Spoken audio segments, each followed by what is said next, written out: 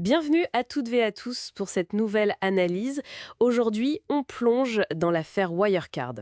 Une pépite allemande, 24 milliards d'euros de valo, et puis, plus rien. Oui, le grand vide. Des milliards volatilisés. Des journalistes intimidés. Même des histoires d'espions. Franchement, c'est le scandale financier européen de la décennie passée. Absolument. Alors, l'idée, c'est de comprendre cette ascension, folle, il faut le dire, comment cette petite boîte de Munich, qui gérait au départ des paiements, disons, un peu risqués, casino, site pour adultes en 99, comment elle a pu finir dans le DAX 30, le CAC 40 allemand en 2018.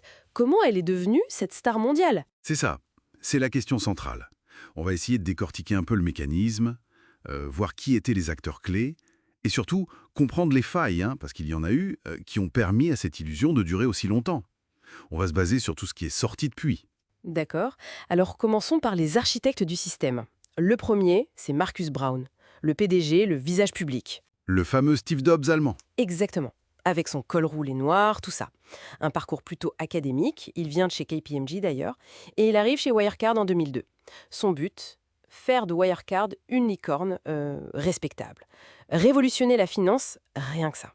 Et puis à l'autre, l'homme de l'ombre, Jan Marsalek, le directeur des opérations, le COO, Ah oui, lui, profil très différent. carrément. Il a lâché les études assez tôt, un genre d'entrepreneur précoce.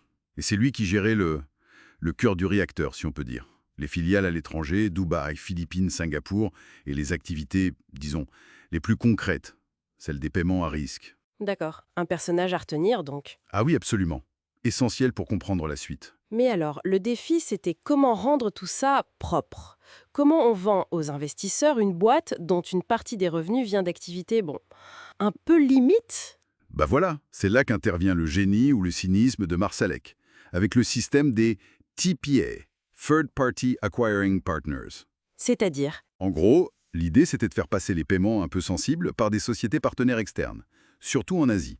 Ces partenaires encaissent, reversent une partie à Wirecard qui prend sa commission au passage, et hop, dans les bilans ça apparaît comme du chiffre d'affaires tout à fait normal, légitime. Malin, mais opaque, j'imagine. Extrêmement opaque. Personne ne savait vraiment qui étaient ses partenaires, ni d'où venait exactement l'argent.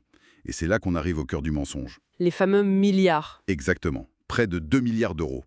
C'était la somme qui était censée être sur des comptes fiduciaires, des comptes de tiers de confiance aux Philippines, liés à ces TPA. Censé être. Voilà, c'était cet argent qui justifiait la rentabilité incroyable affichée par Wirecard, sa trésorerie. Sans ces 2 milliards, eh bien tout le château de cartes s'écroulait. C'était vraiment le mensonge fondateur. Et ce mensonge, il a tenu des années, jusqu'à ce qu'un journaliste s'y intéresse de près. Dan McCrum, du Financial Times. Oui, dès 2015, alerté par un trader, il commence à avoir des doutes. Il trouve que l'origine des revenus est floue, que ses partenaires en Asie sont introuvables. Il commence à poser des questions gênantes. Et la réaction de Wirecard, elle n'a pas été tendre. Ah non, pas du tout. Ils l'ont accusé de collusion avec des vendeurs à découvert, de vouloir manipuler le cours de l'action. Le régulateur allemand, la BaFin, Ouais. a même ouvert une enquête sur Macron et d'autres journalistes au début, au lieu d'enquêter sur Wirecard. Ça c'est fou. Incroyable. Et Macron a persisté, malgré la pression? Il a tenu bon pendant des années. Ils lui ont même mis des détectives privés aux fesses.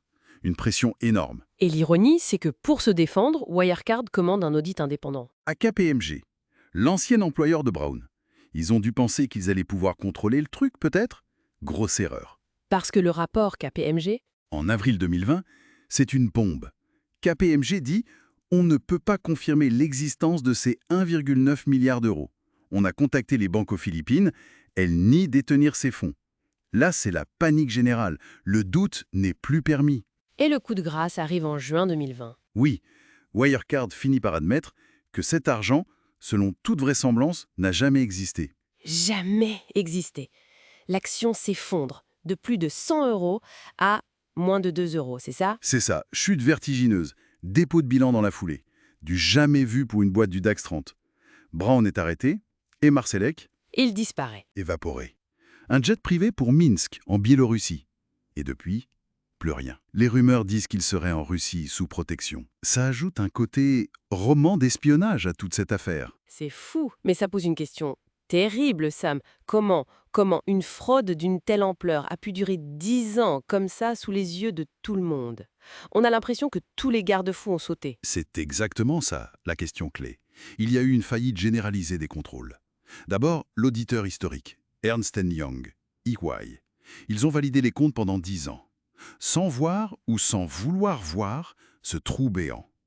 Incompétence, complaisance, difficile à dire. Et les autres? Les banques? Les régulateurs? Les banques ont continué à prêter de l'argent, sans doute trop confiantes. Le régulateur, la BaFin, on l'a dit, a semblé plus préoccupé par la protection de son champion national que par les alertes. Ils ont même interdit les ventes à découvert sur le titre Wirecard à un moment. Protéger l'entreprise plutôt que le marché. En quelque sorte. Et puis, il ne faut pas oublier le politique. Le soutien affiché, même au plus haut niveau, Angela Merkel, qui fait la promotion de Wirecard en Chine. Ça a donné une légitimité, une crédibilité qui a peut-être endormi la méfiance. Il y avait sans doute une volonté collective de croire à cette success story de la tech allemande. Donc pour résumer, une ascension fulgurante basée sur du vent, sur du cash qui n'existait pas, et tout ça rendu possible par la défaillance, voire la complaisance des auditeurs, des régulateurs, des banques. C'est une bonne synthèse, oui. Les conséquences, elles sont dramatiques. Des milliards d'euros perdus par les investisseurs, petits et grands, et une confiance vraiment ébranlée dans le sérieux de la place financière allemande, et même européenne.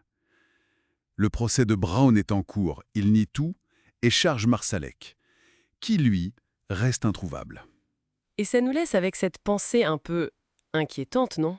Si une illusion pareille a pu tenir aussi longtemps au sommet dans une entreprise du DAX 30, scrutée, auditée, combien d'autres châteaux de cartes existent peut-être ailleurs? Combien d'autres histoires de croissance explosive cachent des réalités moins reluisantes? Ça interroge vraiment sur la solidité de nos systèmes de contrôle face à la séduction du succès affiché à tout prix. Tout à fait. C'est une leçon qui coûte cher.